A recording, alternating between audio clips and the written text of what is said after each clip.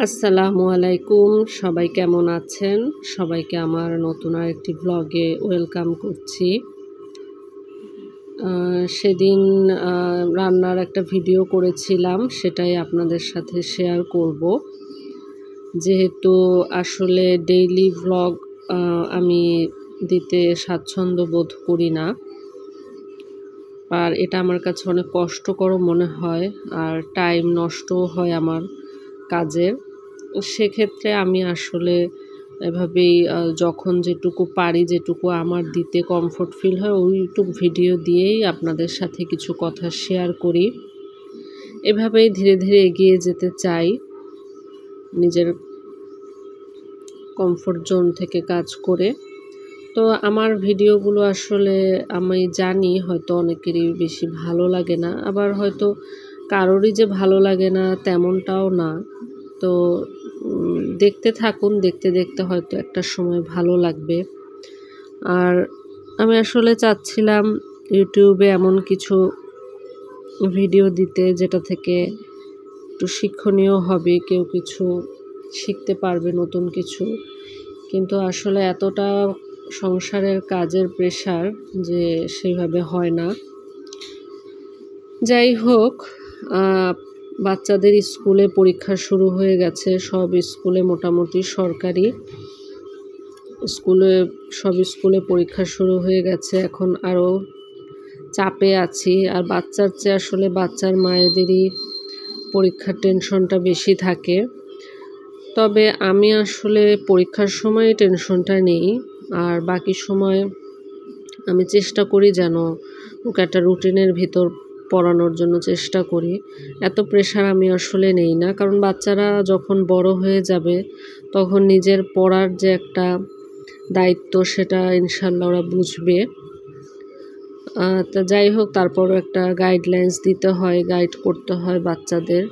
কার কার বাচ্চার স্কুলে পরীক্ষা শুরু হয়ে গেছে আমাকে জানাবেন কমেন্টে, কার কী অবস্থা, কার প্রিপারেশন কেমন, মায়েদের প্রিপারেশন আর কি, বাচ্চাদের তো পরে। তো সেদিন আমার ছেলের ক্লাসের একটা ছেলের কথা শুনে খুব খারাপ লাগলো। বাচ্চাটা আসলে ওর মায়ের ছোট ছেলে, মায়ের আসলে বয়স হয়েছে একটু এইজটা আর কি, বাচ্চাটার দিকে হয়তো ওইভাবে খেয়াল করতে পারে না উনি, কিন্তু বাচ্চাটাকে বাসায় খুব মারে ওর মা বাবা। যেটা শুনে আমার আসলে বাচ্চাদেরকে মারে এই কথাটা শুনলেই আমার অনেক কষ্ট লাগে। তো এখন যেটা হয়েছে, ওই বাচ্চাটার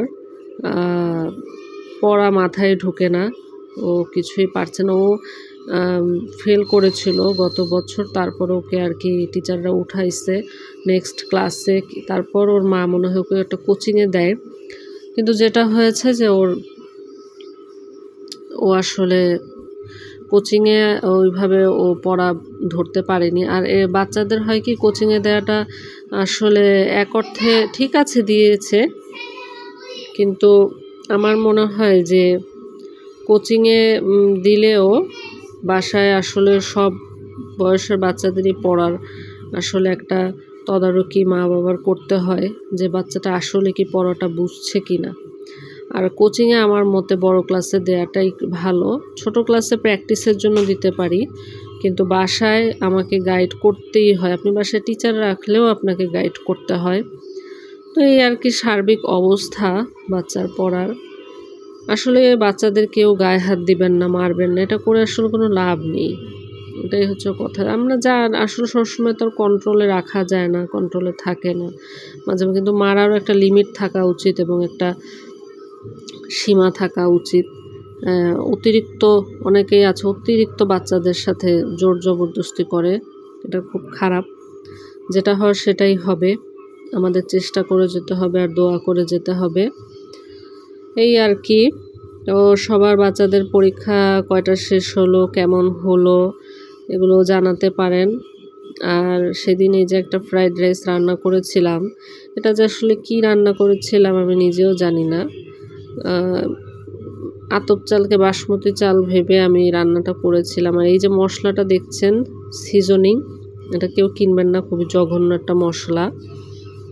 মানে কি বলবো, বাজে আসলে বাসার মশলা দিয়ে রান্নাই বেস্ট, আর যেটা আমি বুঝলাম। আর তান্দুরি চিকেন করেছিলাম, ওটা শর্টস দিয়েছি, ওটা দেখবেন শানের। এটাও জঘন্য রকমের বাজে, এটা কোনো তান্দুরি মশলাই না, না আছে কোনো ঝাল, না আছে কিছু। তো যাই হোক, আমার ফ্রাইড রাইস আসলে এরকম বাজে কখনোই হয়নি, এবার হলো। ভিডিওটি দেখবেন, দেখার জন্য সবাইকে ধন্যবাদ। যারা শেষ পর্যন্ত দেখেছেন, পাশে থাকবেন, চ্যানেলে লাইক সাবস্ক্রাইব করবেন। Thank you.